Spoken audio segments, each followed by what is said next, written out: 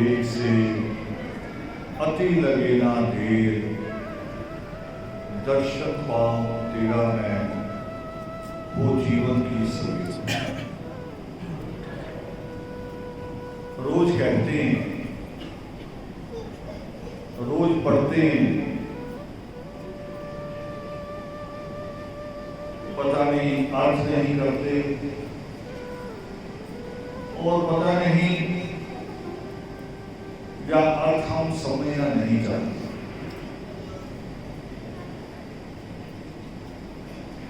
हम दो तरह से सोचते हैं।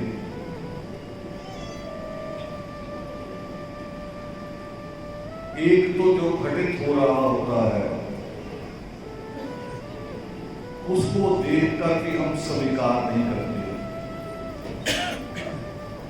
अपने अंदर एक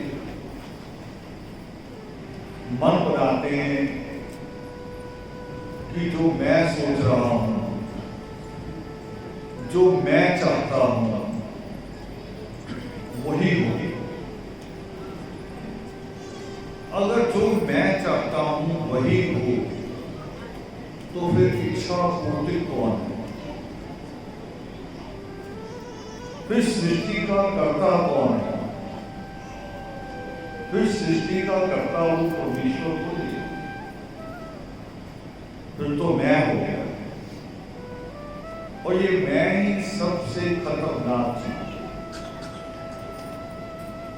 हालांकि उस परमेश्वर ने हमें ताकत दी है, हमें इस चीज की बख्शिश की है, अधिकार पूर्वक हमें यह अधिकार दिया है कि तुम पुरुषार्थ करो और 3 लोगों में ऐसा कोई पदार्थ नहीं है कि तुम चाहो तो तुम्हें ना मिले। इसकी सबसे बड़ी मिसाल है, हम आज एक बहुत खूबसूरत हाल में बैठे हैं।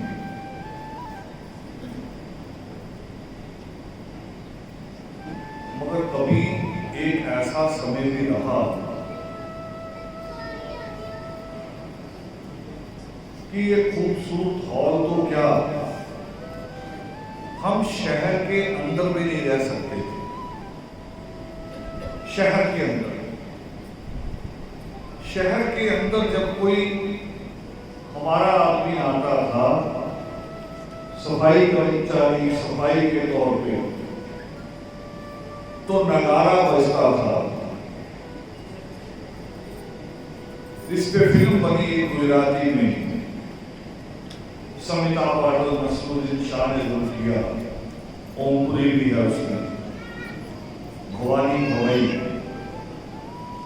जिसमें दिखाया कि यहां एक हंडिया लटकी रहती थी, यहां गले में डाल के हंडिया आगे लटक रही है। अगर कहीं थूकना पड़ गया, थूक आ गया तो अपनी हंडिया में थूकोगे, नीचे जमीन पे नहीं, वो जमीन पे थूकने का, कच्ची सड़कें थी, उसमें भी थूकने का अधिकार नहीं।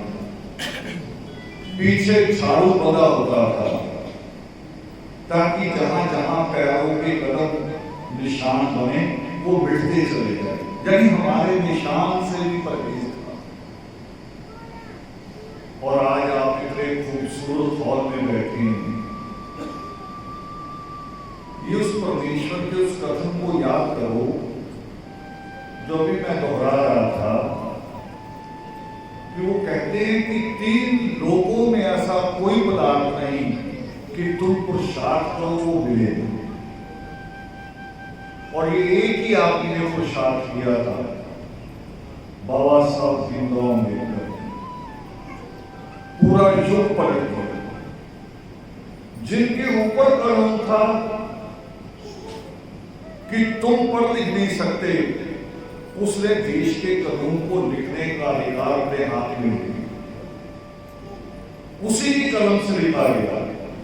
युग को पलट देना, जिसको अधिकार नहीं वही अधिकार का इस्तेमाल करता है।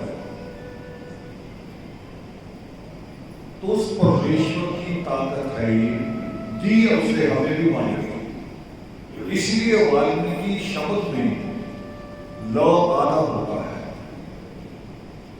ल आधा इसीलिए है, हम उसका अर्थ क्या बोलते सच्ची प्रार्थना में, हे मन विजेता, हे मुनिनाथा, आप लोक परलोक के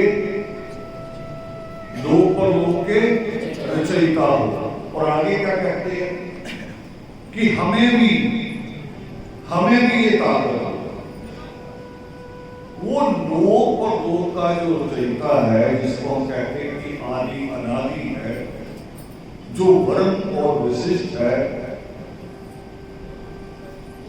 वो इच्छा पूर्तक भी रही है।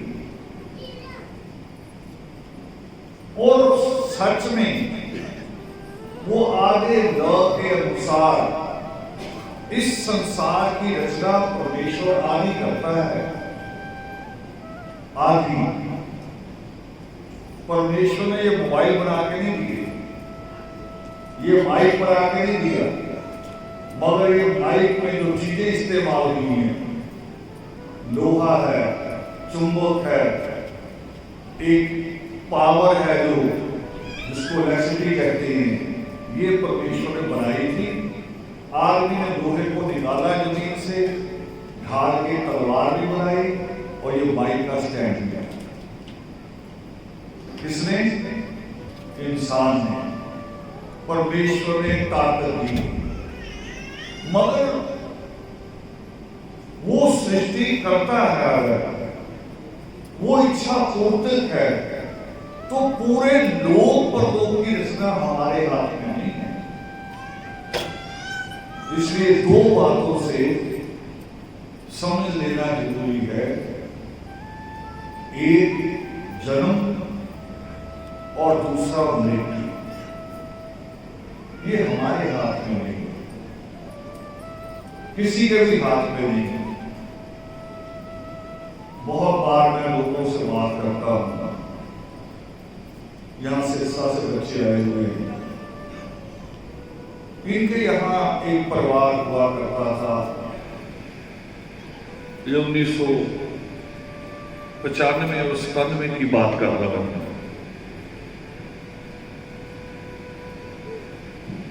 वो परिवार ने मुझे से बात की,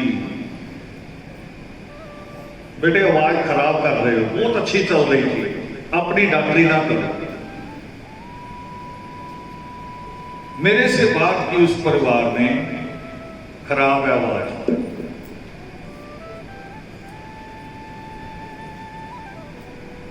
कि 15 साल हो गए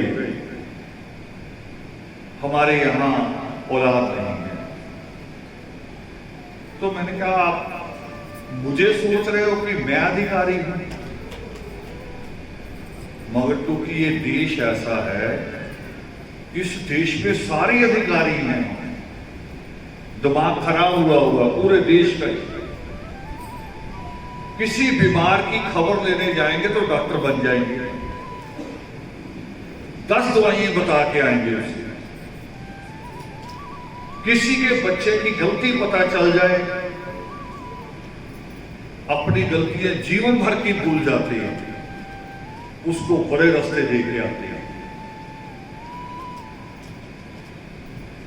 50 लाख से ज्यादा तो इस देश में भविष्य बताने वाले हैं मुस्टंडे, लफंगे हैं 50 लाख से ज्यादा, जो कह रहे यहां से तेरे दिल का हाल बताऊंगा। डॉक्टर यहां से नहीं बताता, वो ईसीजी यहां लगाता सब जगह, फिर मशीन से देखता है कि हार्ट कैसे चल रहा है। मगर वो अनपढ़ गवार जो स्कूल ही नहीं गए, 5 क्लास पढ़े पढ़े कि नहीं पढ़े, बस एक सर्टिफिकेट यहां लगाते हैं तिलक का, एक सर्टिफिकेट ऊपर टांग लेते हैं एंटीना,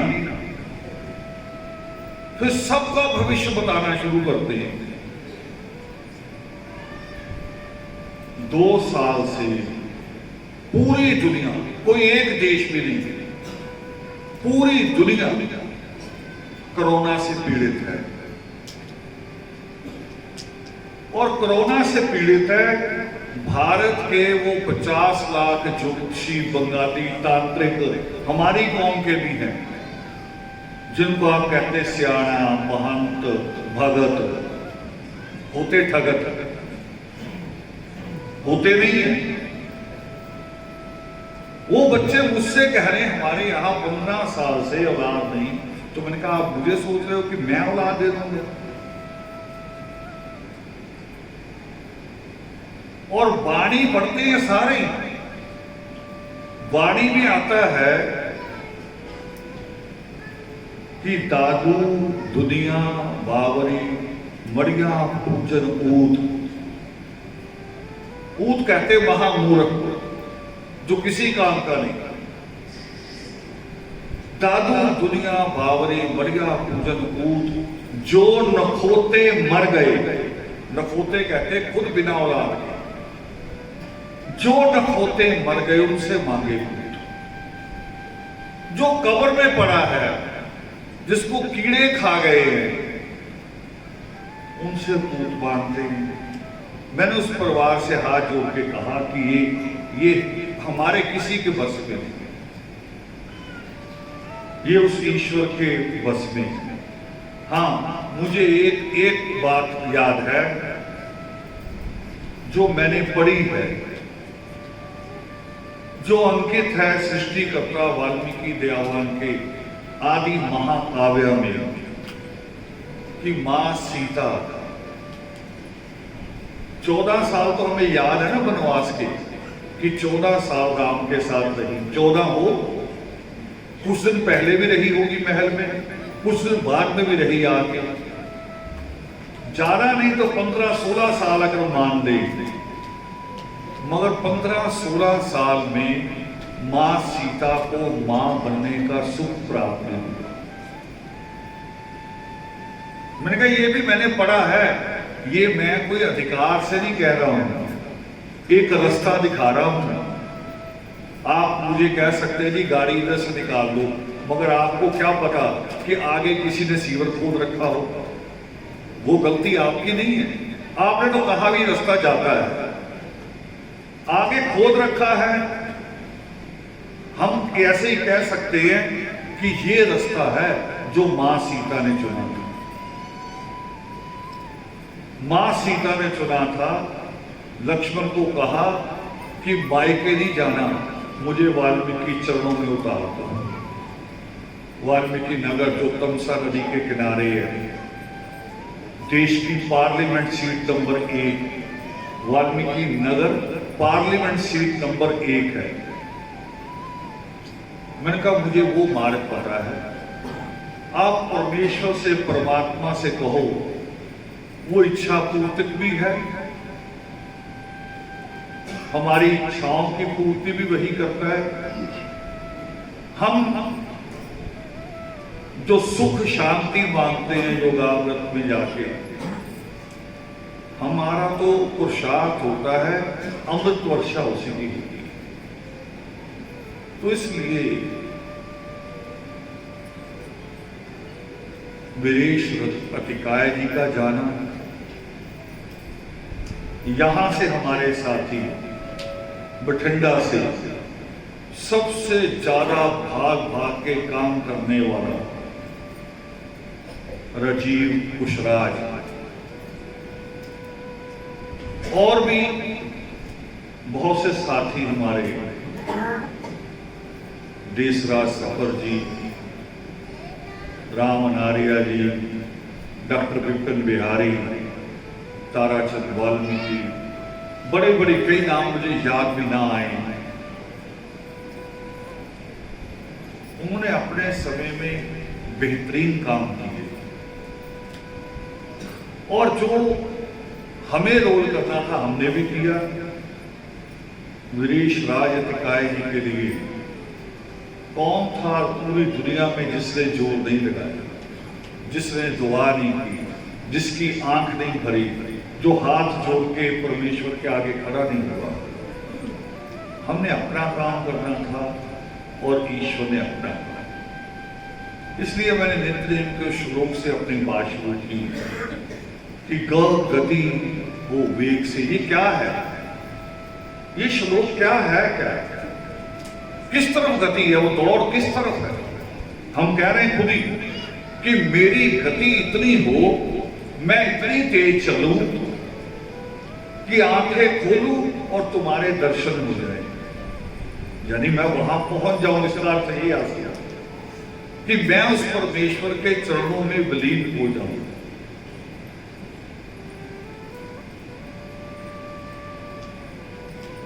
एक श्लोक और आता है, अक्षय अर्थ अविनाशी तू ही अक्षय समुद्र, तू तो जल भंडार है, मैं हूं जल की। सागर और बूंद, परमात्मा और आत्मा, यही तो है हमारे बीच का रिश्ता। हाँ, एक दिल दिया है ईश्वर ने, दिल दिया है जिससे हम जुड़े। अगर दिल ना होता तो हम कोई किसी से जुड़ा ना होता, मां बच्चों से भी जुड़ी ना होती। होती है एक मां ऐसी, एक मां ऐसी भी है जिसकी सारे लोग तारीफ करते हैं, मगर वो अपने बच्चों के जन्म की शुरुआत ही पाप से करती है।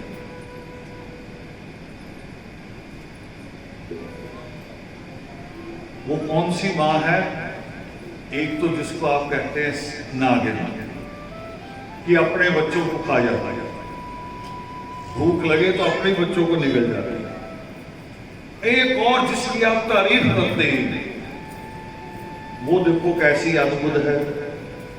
कौन है? जिसको आप कहते हैं कोयल, जिसकी सबसे खूबसूरत आवाज होती है। वो अपने लिए घोंसला नहीं बनाती कभी, वो दूसरे पक्षियों के घोंसले ढूंढती है और देखती कि किसने अंडे दे दिए, उनके अंडों को गिरा देती है, अपने अंडे वहां दे देती है। और ये नहीं कि बैठती है, रुक जाती है, दूसरे के हवाले कर देती। अगर इंसान को भी ऐसा ही दिल मिला होता तो आज ये दुनिया ऐसी होती जैसी है? बिल्कुल नहीं होती, हमारे परिवार में नहीं होती। वो सृष्टिकर्ता ने जो दिल दिया इसलिए दिया कि पहले परिवार जुड़े, फिर समाज जुड़े, फिर ये इंसानियत की बात करें। मगर आज अगर मैं इस सब्जेक्ट को कहूं तो इंसानियत का पाठ सड़क पे तो मिल जाएगा आपको, सड़क पे, मगर धार्मिक स्थानों पे नहीं मिल रहा है। जहां से मिलना चाहिए था धर्म से, वहां से जहर मिलता है, जहर। वहां से जहर उगला जाता है कि कैसे एक दूसरे को मारना है, कैसे एक दूसरे को नीचा दिखाना है। वहां से जहर उगला जाता है, सड़क पे मिलेगा। मैंने एक योगामृत में पूछा भी, एक रोड पे एक्सीडेंट हो जाए, एक रोड पे किसी का एक्सीडेंट हो जाए, कोई गिर पड़े, उठ ना पाए, और दो दुकान सामने होने, एक तरफ कसाई की दुकान, एक तरफ डॉक्टर की। अपने ईमान से बताओ कौन उठाने आएगा उसे? सोच के बताओ, आज का डॉक्टर उठाने आएगा घायल को? लगता आपको डॉक्टर उठाने आ सकता है? डॉक्टर नहीं आएगा, कसाई आएगा, जिसका आप कहते हैं कसाई है, वो आएगा, भागा, उठाएगा और डॉक्टर के पास ले जाएगा। अगर तो भी डॉक्टर कहेगा पहले फीस दे दो। तो दोनों में से दिल किसका अच्छा है? दिल किसके पास है? इंसानियत किसके पास है? इंसानियत फिर कसाई के पास बची है। ऐसे मैं कह रहा हूं, आज धर्म स्थानों में मानवता की, इंसानियत की, प्रेम की बात नहीं रही। वहां तो गाय की, जानवरों की बात हो रही है। आपने अपने घर आया, बंदर भगा दिया, आपके घर सांप आया, आपने मार दिया, तो लोग लड़ने आ जाएंगे आपसे, और सांप आपके बच्चे को डस के चले जाए फिर कोई बात नहीं। ये इससे बड़ी मूर्खता क्या हो सकती? ये है मिशन आदि धर्म समाज का कि हमने इंसान बनना है। ये भी वहीं से सीख रहे हम जहां से मां सीता ने सीखा। जब मां सीता को कहा कि अभी आपका मायका तो दूर है, आप यहां रास्ते में कहां उतर रही है, अभी तो आधा रास्ता हुआ, आधे में उतर रही है। वो कह रही मेरे मायके में और मेरे ससुराल में कोई फर्क नहीं। हमारी हालत में अगर देखें, कभी कभी औरतें पतियों से गुस्से हो जाती हैं कि रोज शराब पी के आ जाता है। होता ना कई घरों में, शराब पी के आ जाता है, मगर जिस मायके की तरफ जा रही हैं वहां भी बाप शराबी होगा, भाई भी शराबी होगा, ज्यादा फर्क नहीं है, एक सही है सारा कुछ। मां सीता ने भी यही जवाब दिया। वो कह रही मेरे मायके में और मेरे ससुराल में कोई फर्क नहीं, मैंने अपने बच्चे को जन्म देना है। अगर ये अयोध्या में पैदा हुआ तब भी तीर चलाना सिखाया जाएगा, अगर ये जनकपुरी में पैदा हुआ तब भी राजनीति सिखाई जाएगी, मगर इंसानियत कहां सिखाई जाएगी? इसलिए मुझे यहां उतार दो, यहां इंसानियत सिखाई जाए। इंसान कौन से चरणों की बात कर रही है मां सीता? क्यों कह रही है कि यहां इंसानियत सिखाई जाएगी? क्योंकि वो परमेश्वर है जिन्होंने एक पक्षी का मरना भी सहन नहीं किया, एक पक्षी को मारना भी बर्दाश्त नहीं किया। तो खाली इंसानियत थोड़ी, जीवों के लिए भी उनके दिल में जो करुणा है वो आज हम सब में नहीं, हम सब में नहीं बची। ये मिशन है अतिकाय जी का भी, राजीव कुशराज का भी, हमारे और साथी भी जो यहां हम लोग बैठे हैं, हम भी इसी मिशन के सिपाही हैं। हम सारे लोग क्या करना चाह रहे हैं? हम चाह रहे हैं सबसे पहला काम कि सृष्टिकर्ता वाल्मीकि दयावान के हाथ में जो कलम है वो हमारे बच्चों के हाथ में। ये है आदर्श का मिशन। सबसे पहली सोच कि जो कलम उस परमेश्वर के हाथ में नजर आती है वो हमारे बच्चों के हाथ में होनी चाहिए। वाल्मीकि होने का अधिकार। मैं अगर सवाल करूं किसी सिख से कि तुम बिल्कुल मेरे जैसे हो, सिर दर्द होगा तो तुम्हें भी डॉक्टर वही गोली देगा जो मुझे देगा, पेट दर्द की गोली भी सेम मिलेगी, कोरोना भी हमें सेम दोनों को लपेट रहा है, फिर तुमने दाढ़ी और पगड़ी क्यों रखी है? तो सिख का बड़ा साधारण और सही जवाब होगा कि गुरुओं का हुक्म होगा।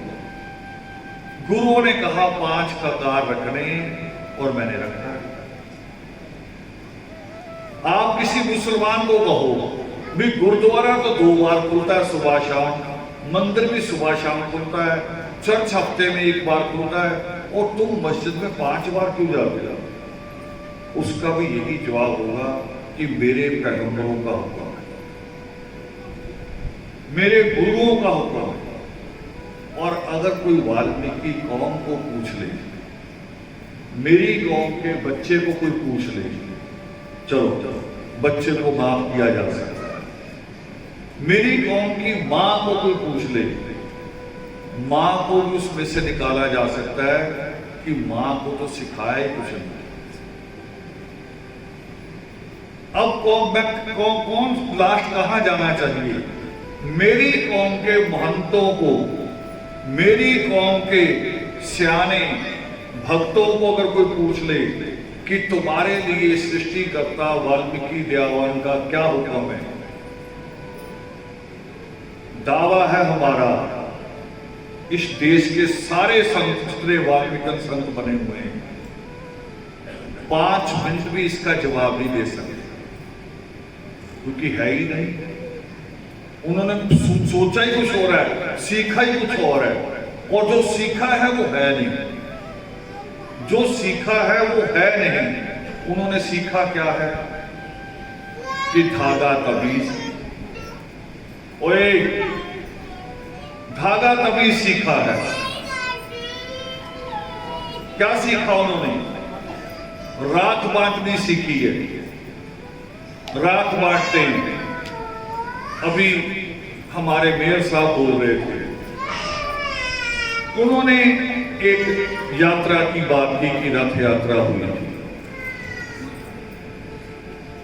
वो रथ यात्रा बठिंडा में भी आई थी, पूरे पंजाब में हम 60 दिन घूमे थे, और मूर्ति वाली यात्रा नहीं कह रहा, जब मूर्ति आई 2016 में, मैं उससे 16 साल पहले की बात कर रहा हूं। और हम एक ऐसी जगह गए जो पंजाब की उस वक्त सबसे मशहूर जगह थी, रोज अखबारों में उस जगह का नाम रहता था, चौक मेहता। चौक मेहता वो जगह है जहां पर एक गुरुद्वारा स्थापित है जिसको दमदमी टकसाल कहते हैं, जहां से भिंडरावाला नाम की, भिंडरावाला किसी का नाम नहीं, भिंडरावाला उस गद्दी का नाम है। हमारी यात्रा वहां भी गई, और जब हम उसके आगे से निकले तो मुझे बताया गया कि ये दमदमी टकसाल है।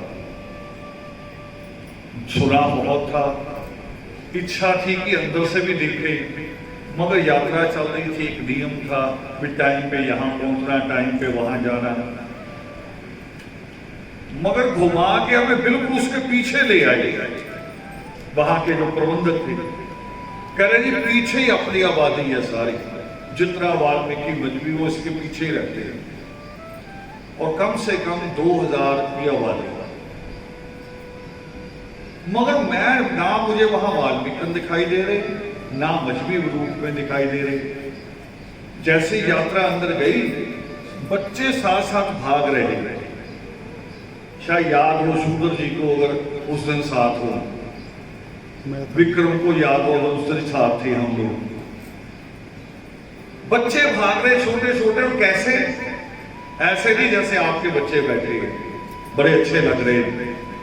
वो बच्चे जिनके सिर पे जटाएं, कोई 3 साल का, कोई 7 साल का, कोई 11 साल का, बड़ा अद्भुत।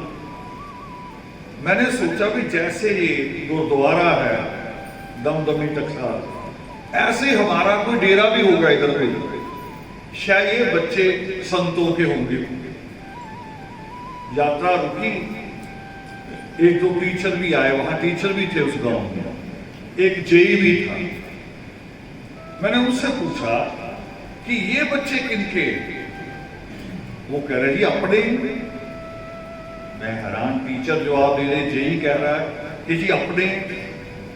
तो मैंने कहा अपने, और ये रूप, तुम अच्छे बड़े हो, जेई हो, अच्छी दाढ़ी रखी हुई, अच्छी पगड़ी बांध रखी है, टाई भी लगा रखी है, अच्छे लग रहे हो, और ये कौन से रूप है? वो कह रहा जी लोगों को बहुत समझाते हैं, समझते नहीं। हमारे यहाँ एक रिवाज है कि जब बच्चा पैदा होता है तो उसको वाल्मीकि तीर्थ ले जाते हैं। मैं गई तो अच्छी बात है, वहां तो मां सीता भी गई थी, पर कह रहा ये कुछ और हो रहा है। ये मेरे साथ भी हुआ, बाद में 2016 में मेरे साथ हुआ, फिर जो मैंने 2000 में देखा। तो मैंने कहा वाल्मीकि तीर्थ जाने का क्या संबंध है? वो कहे संबंध ये है कि जब बच्चे को वहां लेके जाते हैं तो बाबे धुएं की राख उठा के बच्चे के सिर में डाल देते हैं, फिर कह देते हैं कि जब ये 4 साल का, 5 साल का, 7 साल का होगा तो यही लेके आना है, ये जटाएं हम उतारेंगे। तो मैंने कहा भी ले जाना चाहिए, साल बाद ही ले जाओ। चलो ठीक है बाबे आपको कहते हैं, मगर आप ले तो जाओ। कह रहे जी बाबियों के पास लेके जाना बच्चा, जटाएं उतरवानी बिल्कुल वैसे है जैसे लड़की का पहला व्रत रखने का होगा। लड़की का पहला व्रत आता है ना, कहीं उनका करवा चौथ रखवाते हैं। व्रत का मतलब तो होता भी कुछ ना खाना, यही होता है ना। मगर मायके वालों का खर्चा कितना होता उस पर, उनका तो पूरे महीने की तनख्वाह चले जाती लड़की के पहले व्रत में। सूट भी लेके जाते हैं व्रत से, भूखे रहने से सूट का क्या मतलब, मुझे समझ में नहीं आया। टोकरा भी लेके जाते हैं फ्रूट का। मैं पूछता हूं व्रत रखवाने जा रहे कि तोड़वाने जा रहे? बताओ, खाने की चीज में अगर आपको दूं व्रत वाले दिन, तो व्रत रखा जाएगा कि टूटे? टूटता है ना वो व्रत, लेके जा रहे मगर परंपरा बनी हुई है। वो कह रहे नहीं आपके तो टोकरा नजर आ रहा, हमारा सूटकेस ही नजर आ रहा जिसमें सबके सूट है, सास का भी है, ननद कितनी है उनके सबके सूट हैं, जिठानी है तो उन सबके सूट हैं, और यहां तक कि अगर दादी सास मरी हुई है उसका भी सूट है। मैं क्या देने कौन जाएगा? देने भी जाओ, देने भी जाना चाहिए। इस लाइन पे थोड़ी एक लाइन और कह के मैं आगे बढ़ूंगा, और ये लाइन उनके लिए कह रहा हूं जो धर्म समाज के नाम पे लानत बने हुए हैं। ये उनके लिए कहने जा रहा हूं, धर्म समाज के नाम पे लानत है। ऐसे धर्मज्ञा पैदा हो गए हैं जो अब मरने पे लोगों से चारपाई मांगते हैं, बिस्तर मांगते पंडित की तरह। और मैं उनसे पूछता देने कौन जाएगा? तो जैसे वो कह रहे जी लड़की का व्रत रखवाना, मायके के लिए मायके का 1 महीने का व्रत हो जाता है, लड़की का 1 दिन का, मायके का पूरे महीने। ऐसे करे इन जटाओं को उतरवाना, व्रत खुलवाने जितने ही हैं, खर्चा करना पड़ेगा, बड़ा चीजें लेके जानी पड़ेगी। फिर लोग सोच रहे थे चलो अगले साल मंडी सीजन अच्छा लग जाएगा, अगले साल ले जाएंगे, अगले साल ले जाएंगे। अब जो बच्चा 7 साल का हो गया, जटाएं हैं, वो स्कूल गया? स्कूल तो वो गया नहीं। 7 साल बाद अगर जटाएं कट भी गई, फिर वो पहली क्लास में बैठेगा? यूकेजी में एलकेजी में बैठेगा वो 7 साल का बच्चा? फिर कौम क्या बनेगी? कौम अनपढ़ गंवार रहेगी। ये हमारे बाबे जो है उनकी देन है, पूरे भारत के, पूरे भारत के। और धर्म समाज को कहेंगे कि धर्म समाज फूट डाल रहा है। हम फूट नहीं डाल रहे, हम फूट खत्म कर रहे हैं। फूट तो पंथों ने डाली है, पंथों ने नहीं, एक ही पंथ के 2-2, 3-3 बाबा लगभग बैठ गए। वो कह रहे मेरे पास नहीं आओगे तो ये होगा, मेरे पास नहीं आओगे तो ये होगा। मैं जोधपुर गया, नवल जी के नाम से 3 गद्दिए हैं, 3 गद्दिए, यानी परिवार में आगे लड़के अलग अलग हो गए, तीनों ने गद्दी बना ली, दुकान चल रही है, लोग आते हैं पैसा चला जाते हैं। हम तो फूट निकाल रहे हैं, उसकी मिसाल दे रहा हूं। हमारे एक साथी हैं सनी लंकेश, हैदराबाद पाकिस्तान से, ये रिकॉर्ड हो रहा, ऑन रिकॉर्ड बोल रहा हूं, वो भी सुन रहे होंगे, इसलिए नाम बोला स्पेशल मैंने, सनी लंकेश। कुछ दिन पहले मुझे उनका फोन आया, और बहुत दीवाने हैं धर्म के, बहुत पक्के कट्टर हैं, और मुझे खुशी में कह रहे वीडियो कॉल करूं, मैं करता हूं, और वीडियो कॉल करके बता रहे मुझे आपके यहां जमीन किस हिसाब से ली जाती, गजों में कि मरलों में? मरले अगर गिनोगे तो 30 मरले, गज गिनोगे तो 750 गज।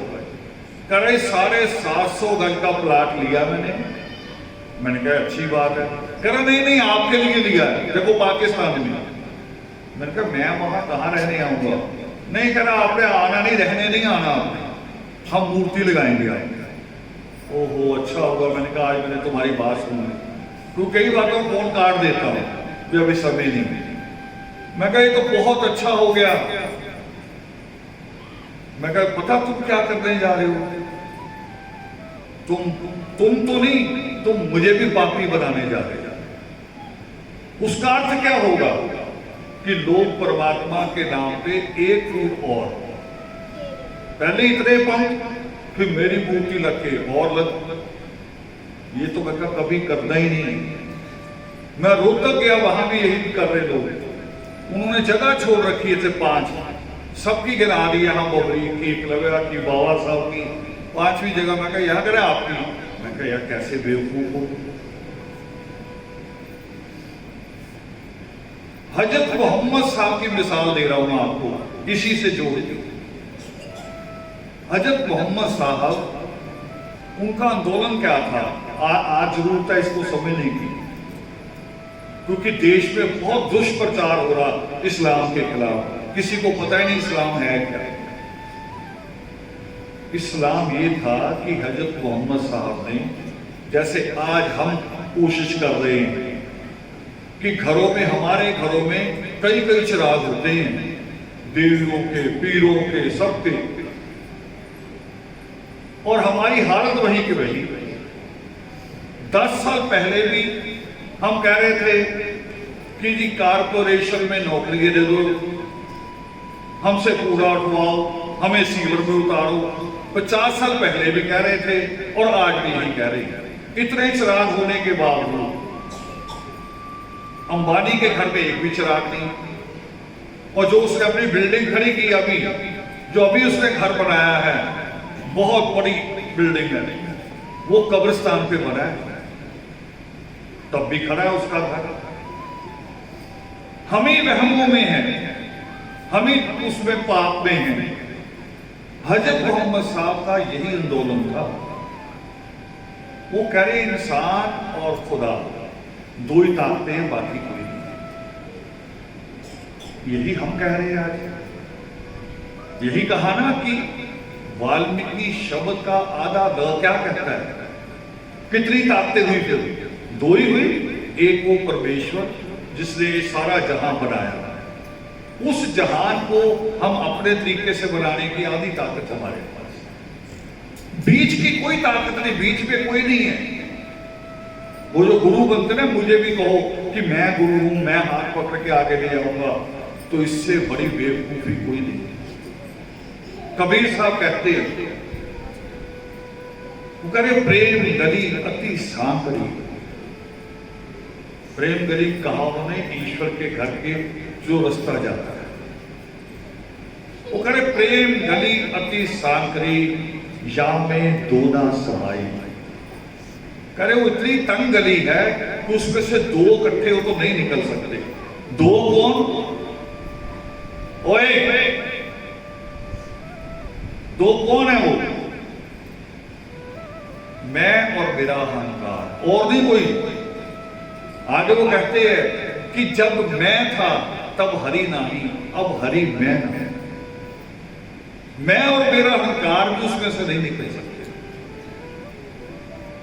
गुरु होना भी अपने आप में एक अहंकार होता है, बड़ा अहंकार होता है। वो नहीं, उससे नहीं होता। और मैं ईश्वर से डर के बात कह रहा हूं कि जितने महंत हैं, सबसे नलायक औलाद उनके घरों में, जो फूंक मार मार के दूसरों को ठीक कर रहे हैं, अपने घर में फूंक मारते हैं, अपने घर में कर ही नहीं रहे। मैंने इसलिए सिरसा का नाम लिया। सिरसा चंडीगढ़िया मोहल्ले में हमारा पहला योगामृत हुआ, और सुबह वहां का महंत मिलने आ गया। घर के लोग डर गए, करेंगे आपने महंतों के बारे में कुछ कहा था, इसलिए महंत आ गया मिलने, जरूर झगड़ा करेगा। मैं कोई बात बुलाओ। उसने दरवाजे की चौखट भी नहीं पार की, लेट गया, लंबा रोने लगा जोर जोर से। मैंने कहा क्या हुआ? कह रहा जी पहली बार आपने मुझे सच से सामना करवाया। मैं झूठ में जी रहा था, झूठ में ही। आज तक किसी महंत को देखा कि अपने सिर पे हाथ रख के अपने आप को ठीक कर ले? नहीं होता। मैंने अभी आते ही फोन किया तमसा को, मैंने कहा अपने पापा से बात कराओ, मुझे एक गांव का नाम भूल गया, नवाशहर और बलाचौर के बीच में एक गांव था। तो उन्होंने मुझे अभी याद कराया, यहाँ आके बैठने पे किया मैंने। वो कह रही गढ़ी में एक बाबा होता था बड़ा मशहूर, मुझे बड़ा लोगों ने बताया। यानी जब मैं उनसे बात करता था धर्म की, तो कह रहे जी यहाँ बाबा है। मैंने कहा मैं बाबा वाली बात कर ही नहीं रहा, मैं हटा रहा हूं बाबा बीच में से, मैं सीधा जोड़ रहा हूं, आप फिर बाबा वाली बात करते हो। तो एक रात में वहां रुका हुआ था, जागला है एकदम। और जब सुबह उठे तो वो बाबा बाहर बैठा गली में, वही बाबा।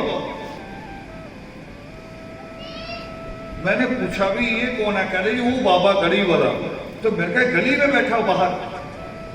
कह रहे जी इसके लड़के को रात पुलिस लेगी पकड़ के, तो अभी हमारे मेंबरों के पास आया भी आओ चलो मेरा लड़का छुड़वा दो। मैं कहा ये तो बाबा है, ये तुम्हारे पास क्यों आया? फूक मारे छुड़वा ले, फूक मारे और छुड़वा ले। एक बाबा और था उसी साइड मालपुर में, उसको लोग रब जी कहते थे, शायद कभी बठिंडे में भी नाम आ गया हो, क्योंकि ये बीमारी बड़ी तेजी से फैलती है, अच्छी चीज नहीं फैलती। तभी गुरु नानक देव जी ने कहा था, अच्छे लोगों को कहा था कि बिखर जाओ और गंदों को कहा था इकट्ठा रखो। मगर पूरा ज्यादा बिखरता है, जल्दी फैलता है, हवा आते ही फैल जाता है, मच्छर मक्खी फैल जाती है। तो ये मच्छर मक्खी जैसी बीमारी है, कोरोना से भी खतरनाक। कोरोना चले जाएगा थोड़े दिनों में, मगर अंधविश्वास नहीं जाता है। रब जी कहते थे। वो क्या करता था, लोग बीमारों को ले जाते थे, जैसे वो पादरी करते करते। आपकी बस्तियों में होंगे अड़ोस पड़ोस में लोग कहते होंगे कि आओ वहां चलो, पादरी दुआ करेगा, ठीक कर देगा, जहां दर्द है वहां हाथ रख लो। मगर जानते पूरा 1 साल चर्च बंद रहे। कोरोना के टाइम में सारे चर्च बंद रहे, सारे पादरी गुम हुए थे, कहीं कब्रों में घुस गए, कोरोना से डरते थे। पादरी कादरी सारे उसके पास भी ले जाते थे, रब जी के पास, नाम लिख रखा रब जी। तो इलाज कैसे करता था, बीमार को लोग लाते थे, वो रोड़ा उठा के मारता, अगर लग गया सीधा बीमार को, करे वो तुझे आशीर्वाद मिल गया, चल आ जा पी। वो सच में ठीक। मुझे अगर कमर में दर्द हो रहा है और रोड़ा यहां लगा तो यहां वाला दर्द तेज होगा, ये भूल जाऊंगा, मैं कहूँ यहां ठीक, ये ज्यादा है। वो कहेंगे ये कोई नहीं, ये तो आशीर्वाद है, इसकी कोई बात नहीं। और एक को वो ईंट लग गई सिर में और आदमी मर गया। वो मरा तो घर के लोगों ने हंगामा कर दिया, केस दर्ज हुआ, बाबा को पकड़ के लुधियाना जेल में बंद किया। मालपुर होशियारपुर का एरिया है वो, गढ़शंकर का, वहां से पकड़ के लुधियाना जेल में डाला। भगत फिर वहां पहुंच गए, मैंने कहा ना बीमारी बड़ी गंदी है जी। भगत फिर पहुंच गए वहां जेल के बाहर। मैंने अचानक देखा यहां जेल में क्या हो गया, मैं तो कोई लीडर पकड़ा गया। कह रहे नहीं बाबा, लीडर से भी बड़ी बीमारी पकड़ी गई, बाबा पकड़ा गया। तो मैंने कहा फिर तुम यहां क्या कर रहे हो? कह रहे नहीं बाबा जी अंदर चमत्कार दिखा रहे हैं। क्या दिखा रहे हैं? कह रहे पुलिस वाले रात को उनको एक लॉकअप में बंद करते हैं, सुबह वो दूसरे लॉकअप से निकलते हैं। मैं कह तुम्हारे बाबा की स्पीड बड़ी कम है, वो लॉकअप क्यों बदल रहा है, बाहर ही क्यों नहीं आ जाता? तुम बेचारे बाहर सड़ रहे हो, वो अंदर ड्रामे करे जा रहे हैं। बाहर आए संगत के बीच में बैठे। अभी भी एक बाबा गया हुआ ना रोहतक जेल में, रोहतक जेल में गया, उसको 2 बार सब कह दिया जज ने कि 10वीं 2 बार करनी पड़ेगी, तू ज्यादा पढ़ लिख गया, तेरी बुनियाद कमजोर है, 10वीं भी कर देगा। उसे 2 बार करवा दिया। सच को पहचानना चाहिए। मैं कहूं कि मुझे 4 लाइनें बोलनी आ गई तो मेरे हाथ में कोई ताकत बिल्कुल नहीं। ईश्वर के साथ तो धोखा है, अपने आप के साथ पहले अपने आप के साथ। आप सबको बच्चे जो छोटे बैठे हैं, बच्चे जवाब दो।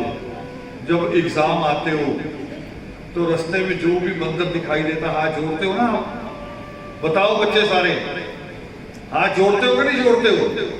मगर आपको अगर मैं कहूं भी हाथ जोड़ दिए, अब अपना रोल नंबर वही मंदिर पे रख दो, एक पेन भी छोड़ दो देवी के लिए, बाबा के लिए, कि ले ये मेरा रोल नंबर, ये पेन, और मैं घर जा रहा हूं, तुम मेरा पेपर कर देना। हो जाएगा? होगा? देखो इनको पता नहीं होगा, नहीं होगा। मैं राख वाली बात कह रहा हूं कि मेरे साथ भी हुआ। सन 2016 में जब वाल्मीकि तीर्थ का ये भव्य निर्माण हो रहा था, लगभग संपूर्ण था, और 15 दिसंबर की शायद बात है, उसके आसपास 15 नवंबर की शायद, हमें 15 नवंबर फोन आया मुझे अतिकाय जी का ही, कह रहे जी आपके साथ सीएम साहब बात करेंगे। ये चंडीगढ़ थे, प्रकाश सिंह बादल सीएम। मैंने पूछा, मैं कहा जी कराओ। वो कह रहे जी आप मुझे बताया, अभी काका जी कहते थे अतिकाय जी, काका जी ने मुझे बताया कि आप आज अमृतसर हो। मैं कहा तो ऐसा करो, एक बार आप वाल्मीकि तीर्थ चक्कर लगा लो, हम जल्दी उसकी ओपनिंग करेंगे। कोई कमी पेशी है तो अभी बता दो, मैं अभी अफसरों को भेज रहा हूं, आप वहीं रहो। हम पहुंच गए, वाल्मीकि तीर्थ अफसर भी आ गए, डीसी अमृतसर आ गया, जितने इंजीनियर थे वो सारे आ गए, मेरे साथ साथ घूमने लगे, मुझे दिखा रहे कि ये कंप्लीट हो गया जी, ये हो गया, ये लोगों के रहने के कमरे बन गए हैं, हमने 1-2 बाथरूम भी चेक किए, कहीं कमी थी हम लिखवाते रहे भी ये कमी अभी। करते करते थोड़ा सा परिक्रमा की तरफ जब आए तो वहां के बाबे, दूसरे बाबे भी है, कब्जा है ना दूसरे लोगों का भी अभी भी है, वो जूस के गिलास लेके हमारे आगे आके खड़े हो गए। डीसी को देख के तो उन्होंने आना ही था, लो जी डीसी साहब, एसडीएम को, इंजीनियर को, सबको। वो कह रहे नहीं हम नहीं लेना, हटा दिए गिलास, आगे बढ़े। आगे एक और बाबा होता था बलदेव गिरी, उसके लड़के ड्राई फ्रूट लेके आ गए। उन्होंने फिर डीसी ने मना किया, गनमैन ने हटा दिया। मेरे से गलती हो गई, मैंने कहा बाबे अलग अलग मिल रहे हैं, दूसरे वाल्मीकि कौम के बाबे भी तो हैं, इनको मिलाना चाहिए। डीसी सोचेगा शायद इनका कुछ है ही नहीं, बस मेरी गलती होनी थी। कभी कभी आदमी कहीं फंसता है तो खुद ही जाके वो मुड़ने लगे। मैंने कहा ये कोई मुर्दा नहीं है, यहीं से जो अब मेन भवन जो बना है सरोवर में, मैंने कहा इससे आगे बढ़ो, हमारे इधर बाबा, उनको भी आप ले जाओ। मैं अपने बाबा के पास ले गया और हमारे बाबों ने इतनी बड़ी परात रखी हुई, परात, उससे अखबार हटाया, चम्मच से डीसी को क्या दे रहे, रात स्वाह, चम्मच से दे रहे उसे। डीसी ने हाथ जोड़ देते हुए नहीं देते। मैं बड़ा हैरान यार, वो जूस दे रहे थे, एक ड्राई फ्रूट दे रहे थे, ये स्वाद दे रहे हैं, देखो। और डीसी ने हाथ जोड़ के ये हमारे बारे में क्या सोच रहा होगा।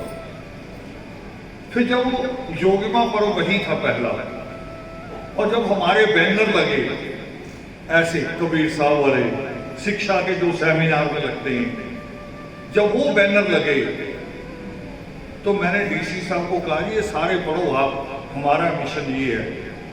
वो कह रहे जी आपसे पहले ही मैंने पढ़ ली, मेरी नजर ही यहां पड़ी, मुझे वो क्यों कहना पड़ा, जबकि डीसी को हमें क्या जरूरत है समझाने का। मगर जरूरत ये थी कि मेरी कौम राख वाली हुई नहीं है, मेरी कौम कलम वाली हो रही, मेरी कौम शिक्षा की बात भी सोचती।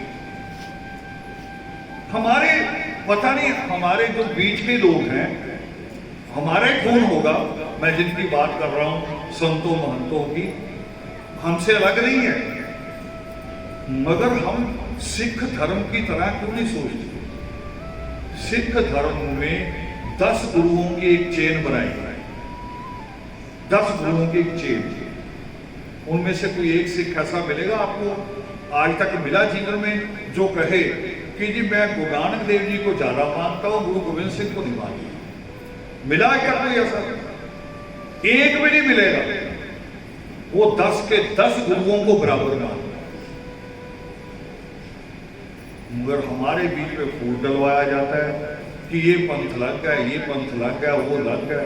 हम हमारा कोई पंथ नहीं है, हमारा है वाल्मीकि धर्म। वाल्मीकि धर्म का, वाल्मीकि धर्म का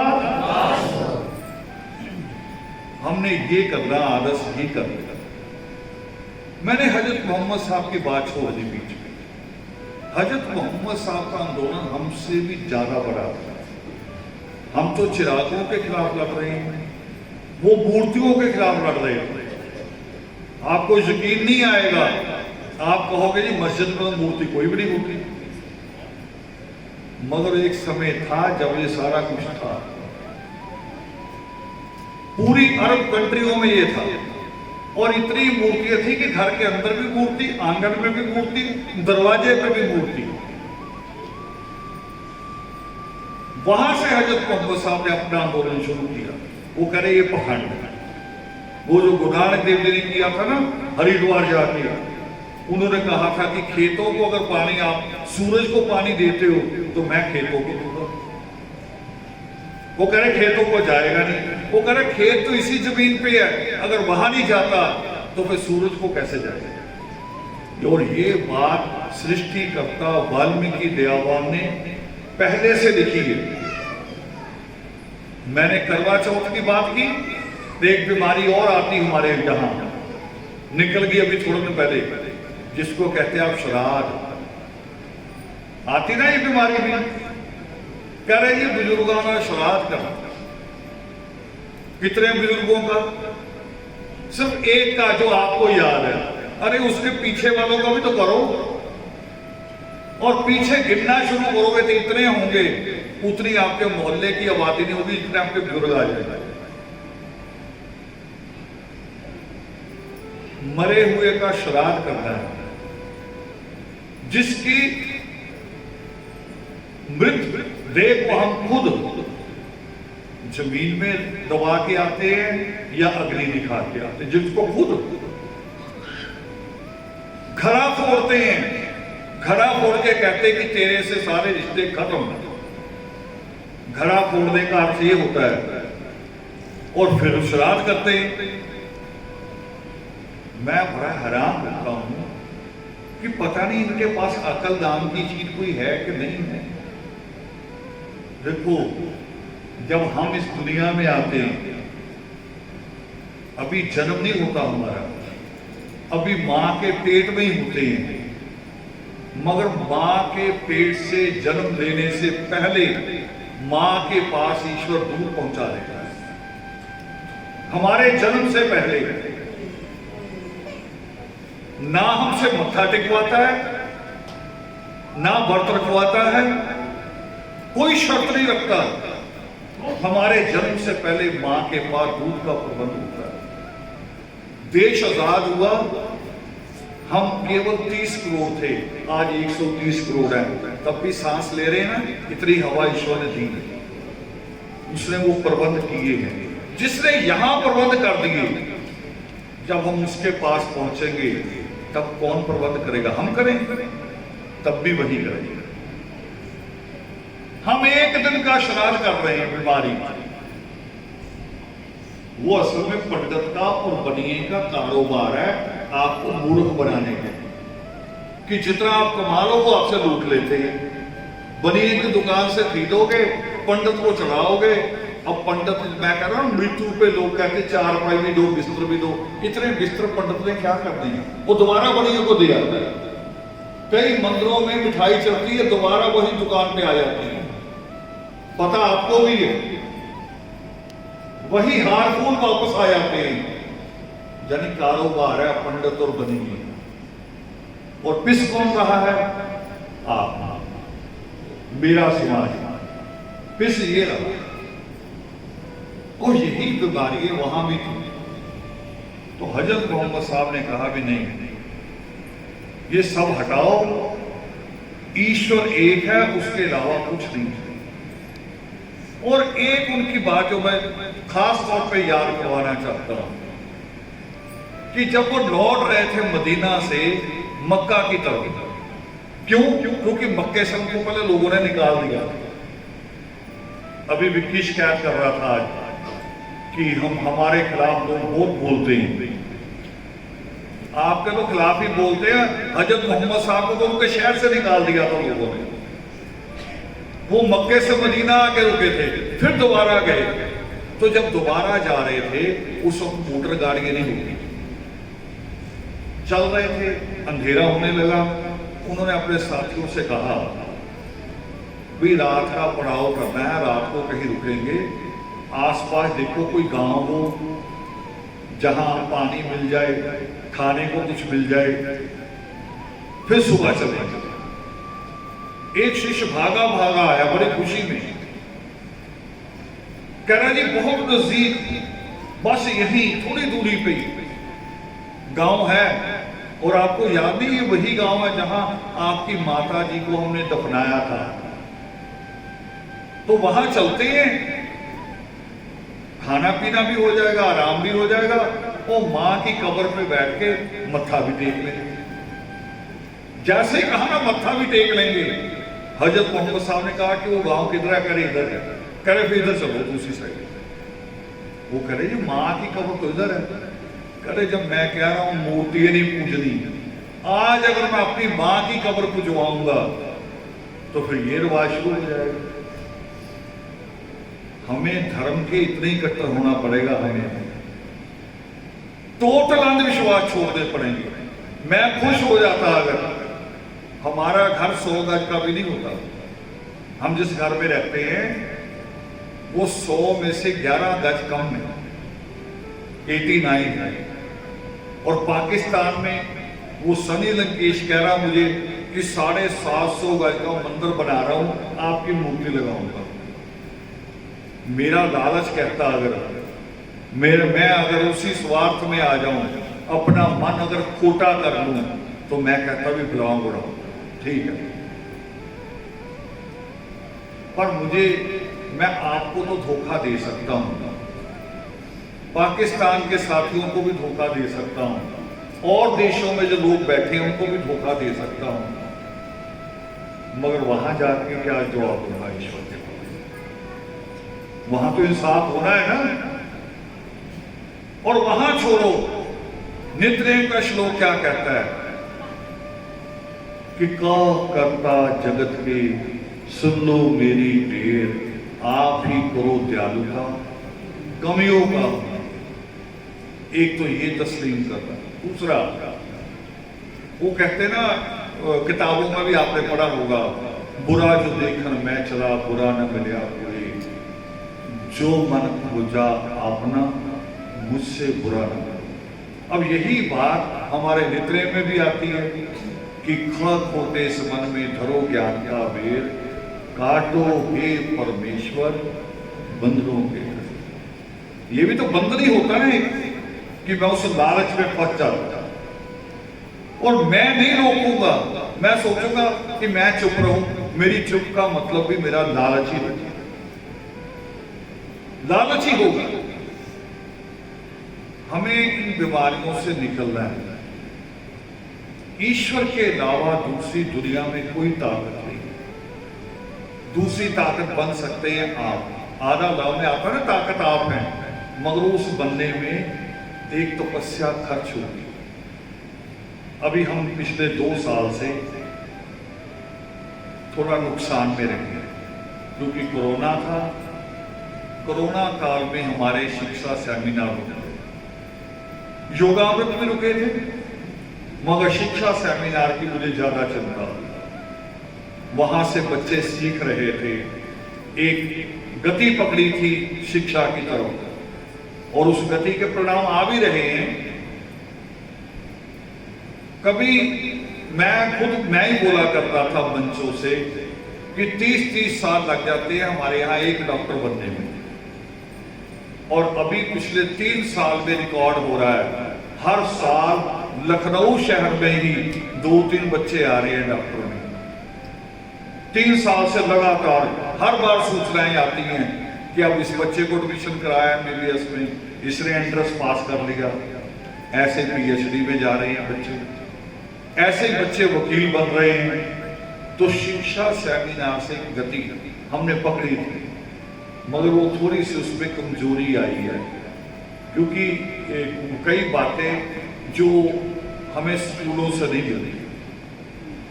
मैंने कहा ना कि हमारे धर्म स्थानों में जहर की बातें होती हैं, जहर की,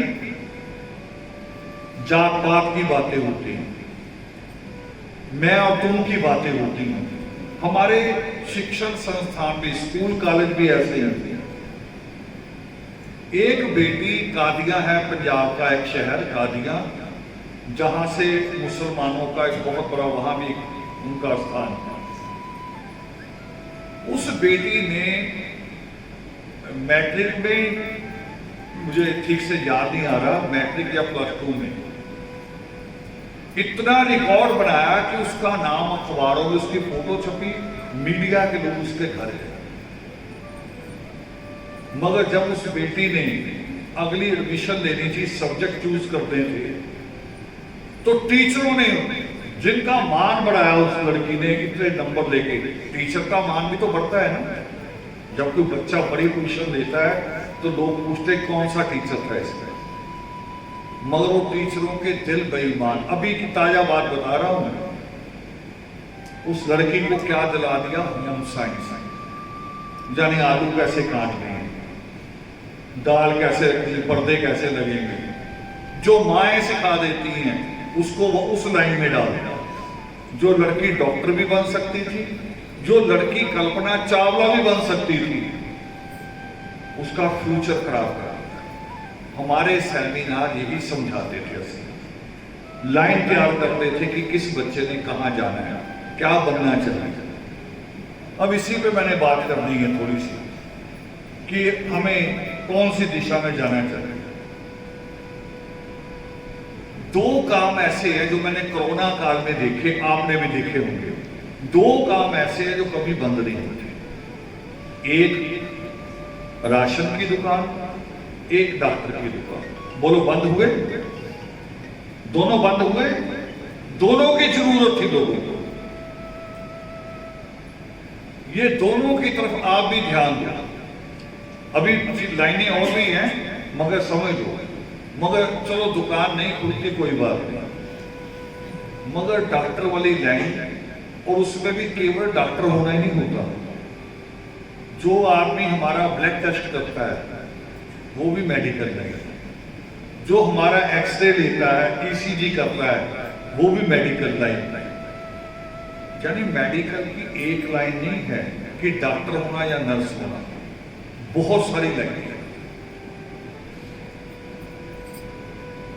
और नर्स होना थोड़ा सा आसान है, हालांकि आसान ये नहीं, बिल्कुल आसान नहीं।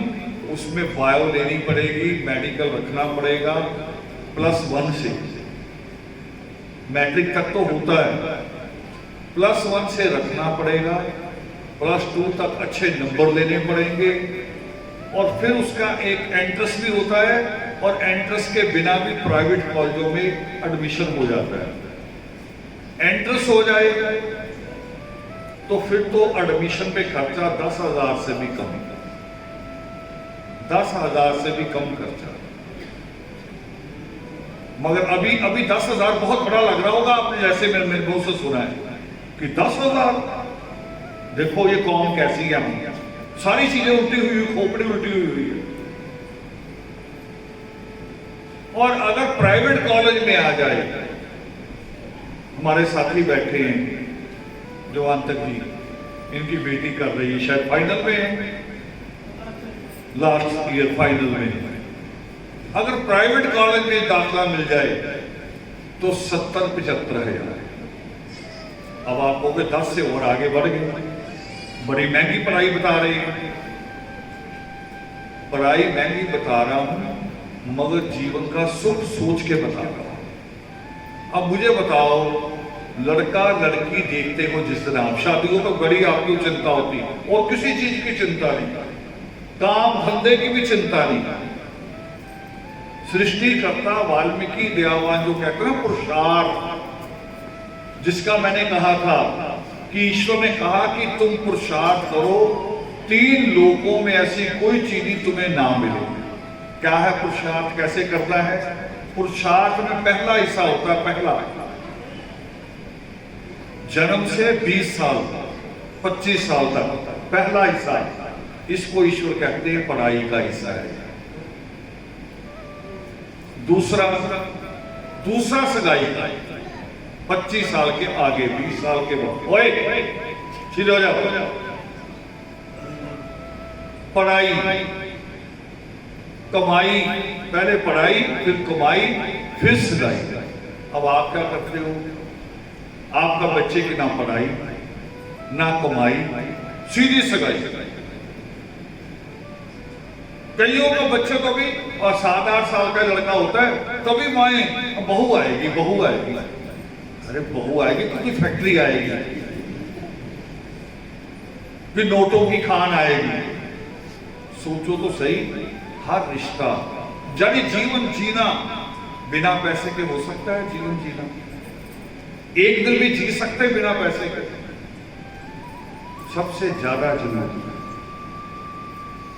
दुनिया में सबसे बड़ी बीमारी जो है वो गरीबी है। कोरोना बड़ी बीमारी नहीं है, हार्ट तो किसी को छो जाए वो बड़ी बीमारी नहीं है। जिसके पास लाखों रुपया हो उसके लिए बड़ी बीमारी है? कुछ भी नहीं उसके लिए। मगर गरीब को अगर सिर दर्द भी हो जाए और डॉक्टर कह दे कि ये 10 रुपए की गोली लेना, उसके लिए महंगी है। गरीबी सबसे बड़ी बीमारी, और गरीबी का इलाज क्या है? गरीबी का इलाज है पढ़ाई, कलम, जो रास्ता देती निकलने का। लड़का लड़की देखते हैं जब, तो ईमानदारी से बताओ, देखने की बात कह रहा हूं, अभी कितना पैसा खर्च करते हो देखने वाले जैसे।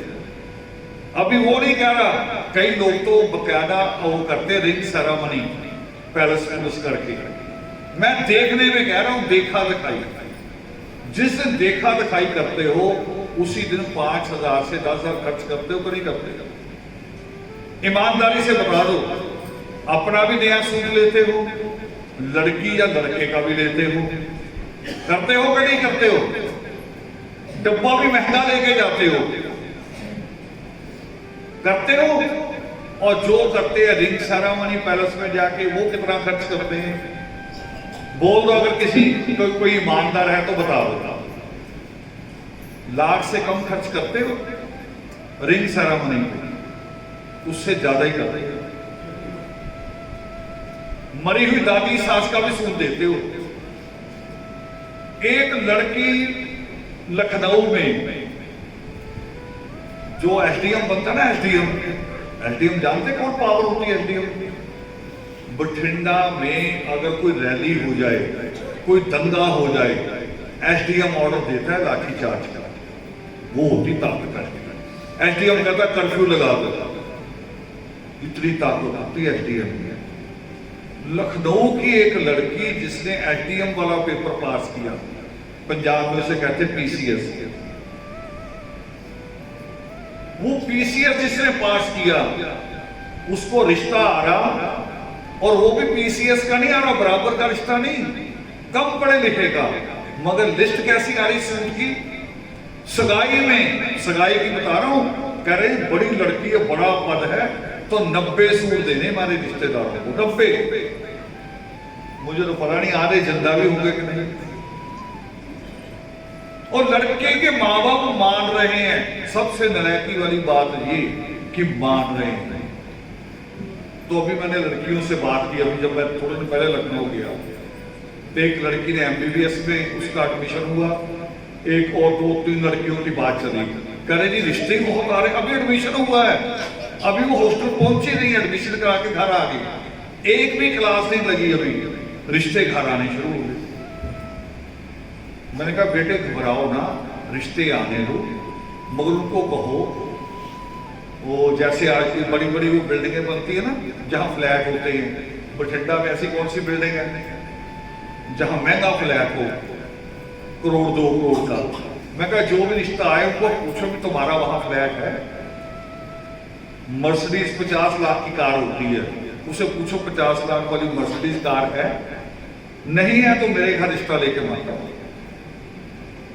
मैं कहा जब वो रिश्ता लेके भागे फिर रहे, अभी तुमने एक भी क्लास अटेंड नहीं की, एक दिन की हाजिरी नहीं लगी, तो सोचो तुम्हारी वैल्यू कितनी है, तुम्हें पता ही नहीं। वो 90 सूट लेके जा रही लड़की,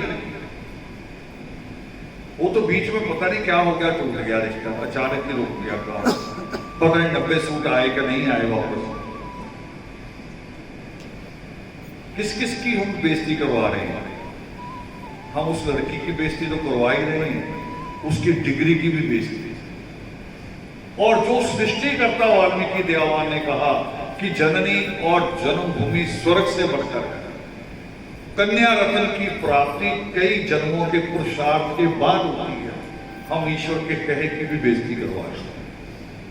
तो मैंने बेटियों को कहा, मैंने कहा जब भी रिश्ता आए अपनी भी लिस्ट बना के रखो, भी तेरे पास मर्सिडी है, तेरे पास बड़ी कोठी है, कोठी के अंदर स्विमिंग पूल है कि नहीं है।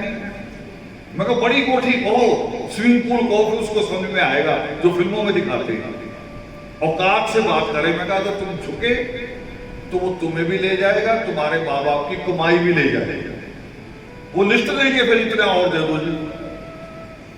अभी मुझे रोपड़ में बता रहे थे शक्ति जी, एक धर्म समाजी की बात करे, धर्म समाजी और 18 अंगूठियां गिनवा रहा, 18 अंगूठियां, अंगूठी भी सोना, आधे आधे तोले की भी अंगूठी हुई तो कितने की होगी, 30-30 हजार की अंगूठी हो गई, और 18 गिनवा रहा। देखो ऐसी नलायक, तो इसलिए कह रहा हूं, आप उस सगाई पे 1 लाख खर्च करते हो, तो मैंने लड़की के नर्स बनने पे कितना खर्चा कहा, कितना कहा, ज्यादा से ज्यादा 70-75 हजार, वो भी एक बार देना है, 4 साल की पढ़ाई है, फिर स्कॉलरशिप आ जाएगा, एडजस्ट हो जाएगा। 75 हजार 1 साल का, बल्कि 4 साल में खर्च होना है। आप 1 लाख लगाओगे, उसके बाद जब वो नौकरी लगेगी ना तो उसकी तनख्वाह जानते कितनी होगी? 80,000 1 महीने की। इंग्लैंड अमेरिका में उसको बुलाया जाएगा टिकट भेज के, बाकी लोग तो पैसे लेके घूम रहे ना, मैंने कनाडा जाना, मैंने ऑस्ट्रेलिया जाना, उसको टिकट उधर से आएगा कि तुम आ जाओ हमारे यहाँ, तुम्हारी नौकरी पक्की। और वो लड़की, दोनों लड़कियों में फर्क बताओ। एक लड़की जिसको आप जेवर दे के भेजो, खूब सारी पोटली बना के जेवरों की पहना उन लोगों से भेजो, एक जिसको आप डिग्री दे के भेजो। जेवर बचेंगे कि डिग्री? मुझे बता दो। किसी के पास 6 महीने से ज्यादा जेवर बचे हैं? 6 महीने में सास ससुर या आपके पति परमेश्वर छीन लेते हैं। है सच के नहीं है? धीरे से बता दो ऐसे करके, वो तो नहीं देखते। फिर क्या फर्क? माँ बाप फिर दुखी होते हैं जब आप जाते हैं उनके घर, वो कह रही लड़की आई है, हाथ कान सबका ली है, बेचारे फिर कर्ज उठा के पहना है कि मोहल्ले में घूमेगी, हमारी बेइज्जती होगी। और डिग्री अगर दिला दोगे फिर बेइज्जती होगी, फिर तो वो बेटी बेटों की तरह आपके साथ खड़ी हो जाएगी। हमें भी जरूरत होगी ना तो हमारी बेटी बराबर खड़ी हो जाएगी, वो कहेगी बताओ क्या चाहिए। होना यही चाहिए, मगर हम गलत चीजों से प्रेम करते हैं। मैं अभी इन दिनों में बहुत बड़े काम में लगा हुआ हूं। अतिकाय जी की भी इच्छा थी, विक्रम जी बैठे गवाह, ये उनको जब बीमार देखने के लिए गए तो इनकी बीमारी पूरी की बात नहीं कर रहे थे अपने, इनको कह रहे थे कि जाओ रावण साहब को मनाओ, और सिर पे हाथ रख के कसम दिलवा रहे थे, कहो कि पैसा मेरे ऊपर ना खर्च करो, कौम के साथ वादा किया है आश्रम बनाना। आश्रम कौन सा? अभी हाँ जुड़ गई बात। ये जो महंत संत अपने आप बने हुए ना, सिखों का ग्रंथी अपने आप नहीं बनता। अमृतसर में, अनंतपुर साहब में बकायदा कॉलेज है ग्रंथी बनने के, रागी बनने के, 3 साल का कोर्स है। पादरी कोई अपने आप नहीं बनता, कोर्स करके आते हैं। हमने भी ऐसे कॉलेज खोलना है जहां अपने धर्म की पूरी पढ़ाई और दूसरे धर्मों की भी सारा पता हो, आदमी को पूरा हर चीज का ज्ञाता हो। सिर पे हाथ रख के कहा हुआ आ रहा था इनसे कसम कि मेरे ऊपर ना खर्च करो पैसा, वो आश्रम बनाओ। और आजकल मैं उसी में उलझा हुआ हूं, जल्दी पैसा वो देना, एडवांस दे दिया, बयाना कर लिया जमीन का। और मैं ऐसे एक बेटे से बात कर रहा था इटली में, मैं कभी आजकल बहुत उलझन में हूं। वो कह रही आप घबराओ मत, ऐसे मत घबराओ। उसकी बहू सुन रही थी, स्पीकर ऑन के करके बात कर रहा होगा। बहू ने क्या कहा, देखो आप में से ही है, चले गए इटली लग गए, है तो हमारी कहानी, आप में से ही, मगर उसका दिमाग बदल गया, सोच बदल गई। वो कह रही थी आप घबराओ मत, हम यहां यूरोप में गहने पहनने का रिवाज ही नहीं है, आपको पैसे चाहिए मैं अपने सारे जेवर भेज दूंगी, आप घबराओ नहीं, आप जमीन लूंगी। वो भी आप में से एक है। और मैं तो आपसे मांग भी नहीं रहा जेवर, मैं आपके जेवरों की बात कर रहा हूं, आपकी ही बेटी के लिए कि उस पर खर्च कर। जेवर होते हैं आपके पास शादी से पहले ही, माएँ 10 साल की लड़की के जेवर बनाने शुरू कर देती हैं। मगर वो जेवरों का मोह ना करो, जेवर बेच के लड़की को बड़ी से बड़ी डिग्री करवा दो। जिस कौम की लड़की, जिस कौम की माएँ सुखी होंगी, उस कौम में औलाद भी सुखी पैदा होगी। नीम का पेड़ लगाएंगे तो आम आ सकता है? आ सकता है आम? अच्छी पढ़ी लिखी माएँ होंगी तो अच्छी औलाद आएगी कि नहीं आएगी? कौम बदल जाएगी कि नहीं बदल जाएगी? मैं वो तरीका है, मैं मांग नहीं रहा, फैसला आपने करना है। भूत प्रेत होता नहीं है। भूत प्रेत होते तो बहुत परेशान होते बेचारे, सारा दिन उनका सिर दुखता, आपका नहीं उनका। अभी आप यहां आए ना, बैठे योगामृत में, आप मरे हुए दादा दादी की ड्यूटी लगा के आते हैं कि मैं वहां जा रही हूं, पीछे से घर का ख्याल रखना। कह के आते आप, ताला क्यों लगा के आते? ताला लगा के आते तो नहीं आते हो घर को? अगर भूत प्रेत होते ताले की जरूरत पड़ती, आपको घर के ताले की जरूरत ना पड़ती, और देश को बॉर्डर पे आर्मी खड़े करने की जरूरत नहीं पड़ती। वहां भूत ही भूत खड़े कर देते, बिल्ले भी सारे पाकिस्तान को चिपट जाओ।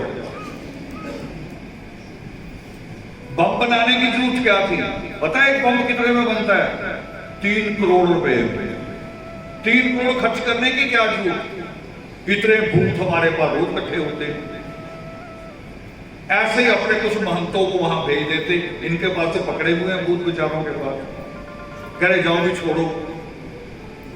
भूत भात कुछ नहीं होता।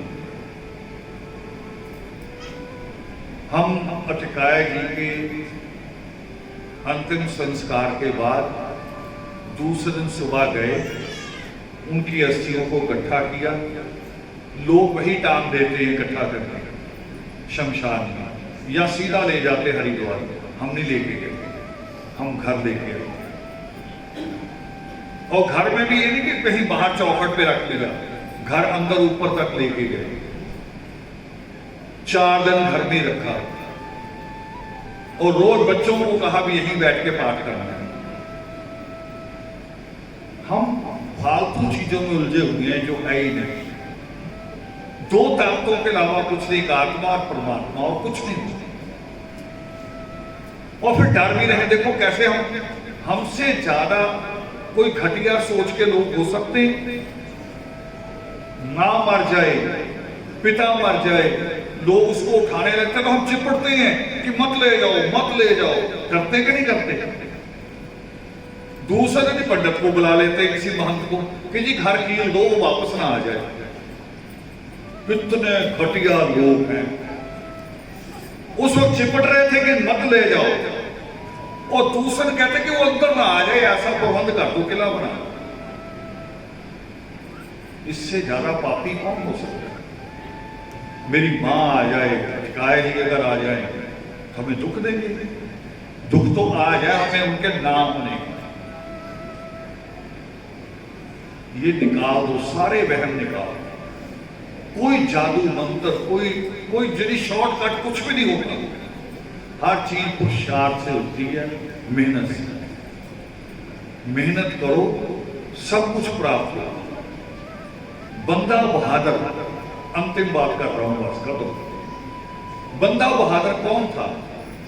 गूगल में कहानी निकाल लेना, सर्च करो। बंदा बहादुर भी रिद्धियों सिद्धियों की बात किया करता था, भूत प्रेत की, जादू टूने की बात किया करता था। और गुरु गोविंद सिंह जब गए उससे मिलने, तो कहते कि बंदा बहादुर कहीं इधर उधर हो गए, थोड़ा जैसे आदमी। तो गुरु गोविंद सिंह उसकी गद्दी पे बैठ गए और उसको कहा भी तेरी रिद्धि सिद्धियां छोड़ मेरे ऊपर, दिखा चमत्कार। नहीं दिखा पाया, चरणों में गिर गए। फिर गुरु गोविंद सिंह ने उसे क्या दिया? वो कह रहे ये ले, मेरी और पीरी की ताकत, ये तलवार। अपनी आंखों के सामने जो जुल्म होता उसे रोक, जो दिखाई नहीं देता तो उसे रोकने में लगा हुआ है। जो भूत प्रेत वहम दिखाई नहीं देते तू उसके लिए लड़ रहा है, जो दिखाई दे रहा उससे आंखें बंद की और लड़ा। कितना बड़ा योद्धा था। फिर वो अरब तक लड़ने के लिए गया, अरब तक। अरबों को कोई नहीं हरा पाया, अफगान के अरबों को, उन पठानों को बंदा बहादुर ने हराया, मगर पखंड छोड़ के। तभी आज कितने अदब से नाम लिया जाता है बंदा सिंह बहादुर।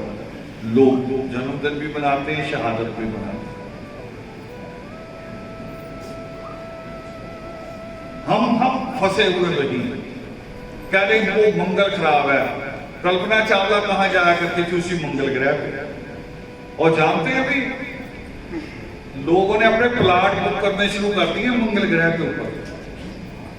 अभी जगह नहीं बनी रहने की कोई, अभी वहां सांस भी नहीं ले सकते, मगर प्लाट बुक हो रहे। आप ये गूगल सर्च करना मिलेगा। और ये समय अभी आना हजारों सालों बाद, पता नहीं मेरी कौन सी पीढ़ी आएगी, मगर लोगों ने प्लाट बुक करने शुरू कर दिए कि ये धरती खराब हो रही है, यहाँ सारे पेड़ कट गए, पानी खराब, अब हम नई जगह जाके बसेंगे। पंडित हमें कह रहा है तेरा मंगल खराब है। वो बातें छोड़ दो, वो वहम में डालती हैं, उससे ऊपर उठो। और सृष्टिकर्ता वाल्मीकि दयावान का कथन है, देखो सबसे कितनी बड़ी बात। मैंने तो अभी कई बातें अदबपूर्वक कही जो मान्यताएं, मगर सृष्टिकर्ता वाल्मीकि दयावान तो मान्यताएं भी तोड़ते हैं। जैसे वो कह रहे थे ना, गुरु नानक देव जी ने कहा था कि तुम्हारा पानी अगर सूरज को जाता है तो मेरा पानी मेरे खेतों को जाएगा। ये बात सृष्टिकर्ता वाल्मीकि दयावान कहते हैं। मैंने बीच में छोड़ दी थी जब श्राद्ध की बात की थी। वो कह रहे अगर श्राद्ध करने से परलोक गए आदमी को खाना प्राप्त हो सकता है तो फिर यात्रा पर जाने वाले का भी श्राद्ध कर दिया करो।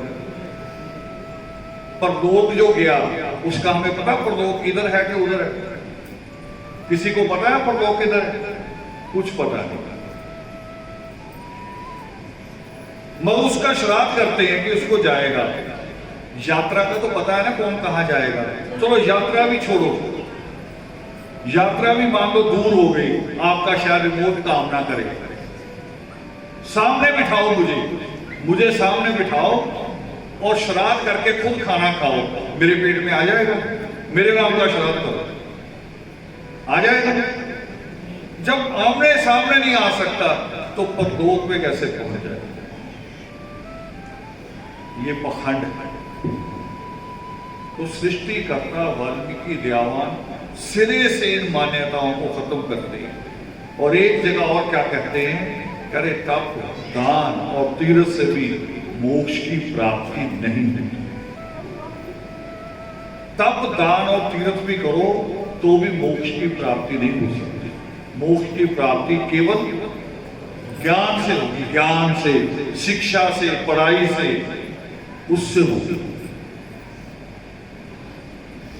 और आज आदर्श ने ये योगामृत जो है, ये माँ दादी दादा उनकी क्लास है, बच्चों को भी जरूरत है।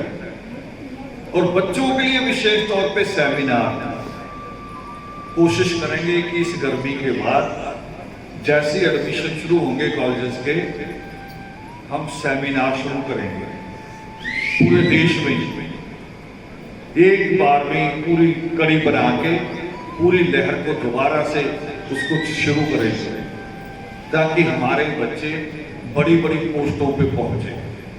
हमारे अभी यहाँ मेयर साहब बोल रहे थे, तो मेयर की पोस्ट कितने समय के लिए होती है? कितने? 5 साल। और अगर वो कारपोरेशन का कमिश्नर बनने के लिए आ जाए, उसकी पोस्ट कितने साल के लिए होती है? 35-40 साल। कितनी बड़ी बात है। और बात बताऊं, आदर्श के मिशन को विक्की कह रहे थे कि पहले आदर्श नुकसान पहुंचा रही है। अतिकाय जी की मृत्यु के बाद कई अधिकारी आए घर पे, आपके सामने भी 8 तारीख को भी कई लोग बोल रहे थे, घर पे भी आए। जब मैंने उनको बच्चों से मिलाया, अतिकाय जी के बच्चों के साथ, तो अधिकारियों के बुक से एक ही लाइन निकली, सबके बराबर आए, अलग अलग।